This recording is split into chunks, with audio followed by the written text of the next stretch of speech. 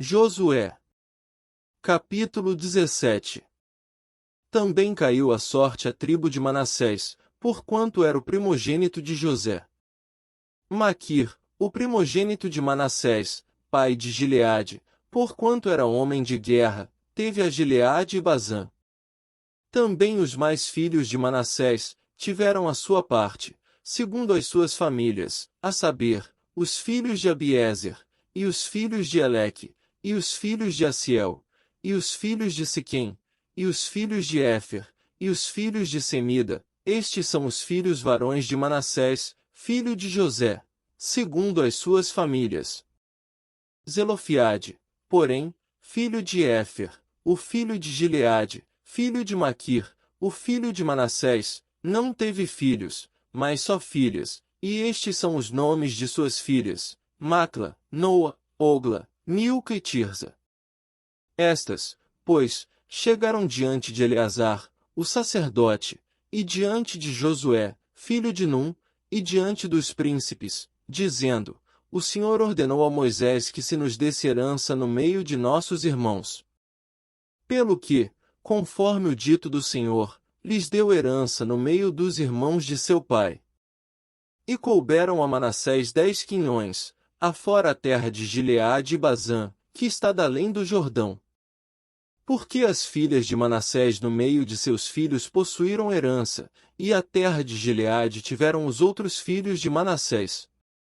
E o termo de Manassés foi desde Aser até Micmetate, que está diante de Siquém, e a este termo, a mão direita, até aos moradores de Intapua.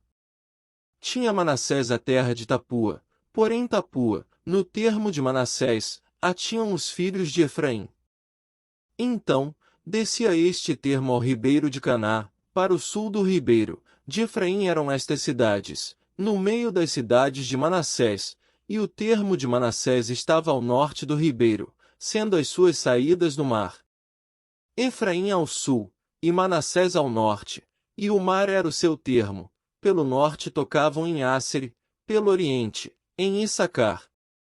Porque em Issacar e em Asser tinha Manassés a Bet-Seã, e os lugares da sua jurisdição, e Iblião, e os lugares da sua jurisdição, e os habitantes de Dor e os lugares da sua jurisdição, e os habitantes de Endor e os lugares da sua jurisdição, e os habitantes de Taanaque, e os lugares da sua jurisdição, e os habitantes de Megido e os lugares da sua jurisdição, 3 comarcas. E os filhos de Manassés não puderam expelir os habitantes daquelas cidades, porquanto os cananeus queriam habitar na mesma terra.